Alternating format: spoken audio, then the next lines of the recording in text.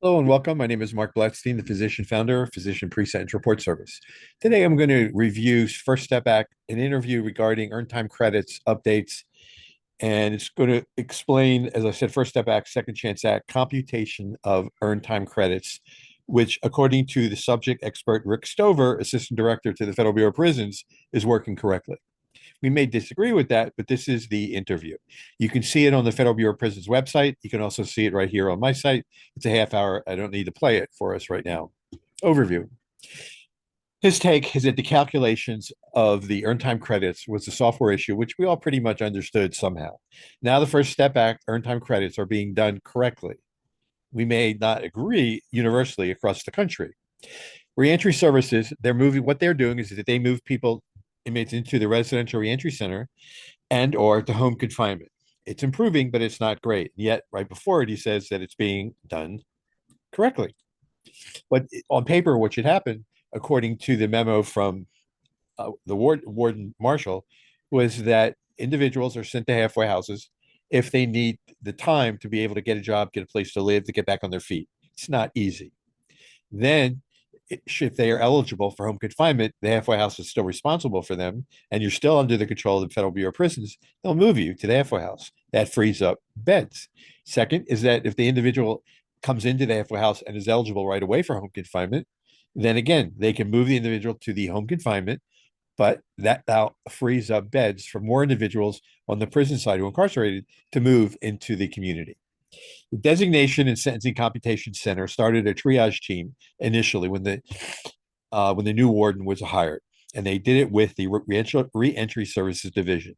There are 2 points to be addressed. First, earned time credits for those in residential reentry centers, and for if they're able, they're moved to home confinement. And those that are eligible, again, can spend less time in a halfway house or residential reentry center and then be moved to home confinement. The idea being that frees up beds for others who need to come from the prison into a halfway house. First Step Back, the staff lacked training, is what they found. And so what they did is they shifted the responsibility to all the members of the BOP staff and their wardens by creating a slide presentation that is a tutorial for staff to use, and it covers how First Step Act and earned time credit calculations are done. Earned time credits, these were set in the law. These have to be earned before they can be applied. And you need to opt in while you're in the institution if you're eligible.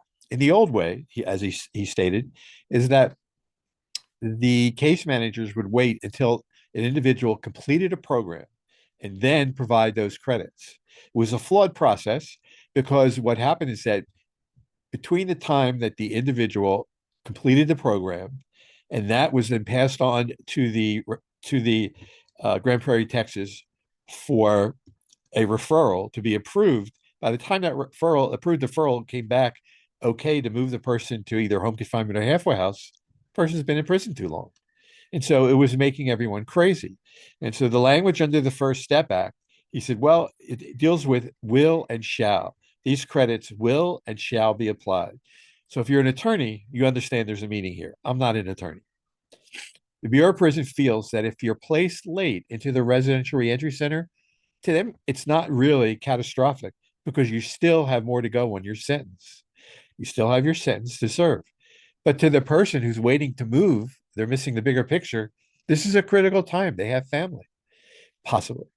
The Bureau of Prison, though, has this discretionary authority. And this, I'll see, is the get out of jail free card, if you will, that they constantly go back to. Conditional placement dates. You have to be serving a time for an offense that is not disqualifying. In other words, if it's a violent crime or that type of thing, and your pattern score says that you are medium or a high, you don't qualify. But you're still allowed to take the First Step Back courses, and you can work your way down to what's needed to be a minimum or a low.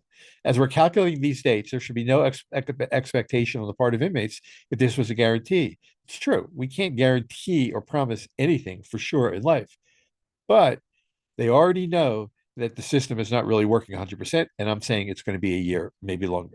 We're absolutely positively calculating the First Step Back dates correctly. Okay. Now those calculations run every day as opposed to the old way when the case managers were doing this stuff once a month. That may be the case, but then why do they constantly put in the caveat that it's will and shall and at the discretion of? If it was everything was being done 100% correctly, we wouldn't have that conversation. To the case managers, they don't want case managers doing manual calculations. If the inmates are going to go to the staff and say, I did a manual calculation, can you verify this? Well, they don't, they want, they're making the case manager the middle child. If you have three kids, you understand that the one in the middle gets like the least amount, gets it from both sides, gets it from parents, gets it from the older child, then the youngest child, and then the other parent, if there's another parent or a grandparent, what have you. But you understand what I'm saying. We're not going to do that. We're not in the business of doing manual calculations. We have the formula working right. The formula program is working right. Well, if it's working right, why is this all an issue? There's a June 17th memo. I'll open this up here. I'll make it a little bigger for you. But essentially, they want to avoid wasting millions of taxpayer dollars, reduce the strain on bed space, eliminate prolonged unnecessary burdens on the inmate. First Step Back credits and Second Chance Act credits are going to be stacked together. They're going to be compiled together.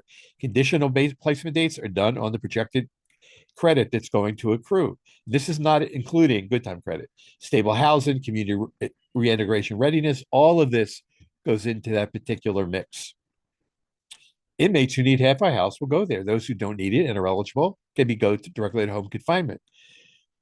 Placing inmates at the end of their sentence into the community can be up to a maximum of 12 months, 6 months, or 10% of their sentence, whatever's less. And there's 5 factors that are the law and at the discretion of the BOP. But President Truman said, during his presidency, at his staff, the buck stops with me. It's really not a First Step Back problem. It's a problem of two separate laws. The assistant to the director, Rick Stover, says, First Step Back, if you're eligible, essentially places you in the community much longer than the allowable time under the Second Chance Act.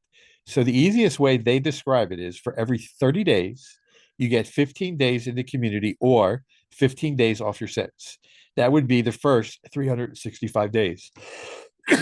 Anything beyond that, it's not going to come off your sentence, but it'll go to your time in community placement, either in halfway house or home confinement. Next topic is someone from your family calls the halfway house and says there's empty beds. If a halfway house has open beds, Mr. Stover says, from the BOP's perspective, we're dealing with contracts and contract quotas, not open beds. What does this mean? They may have empty beds, but the beds may not be contracted to the Federal Bureau of Prisons. Rather, they have to keep it open for people coming from either state prisons, jails, or other type facilities. My takeaway, if only the topics covered in the interview were actually working the way it's portrayed. It's getting better, but this is not working it may be working on paper, but practically speaking, if you're in prison, it's really not working to benefit you. I thank you for taking the time to listen to this YouTube video. I realize that you're a busy day, but I appreciate you taking the time out of that day to listen to me. Have a good day and stay safe.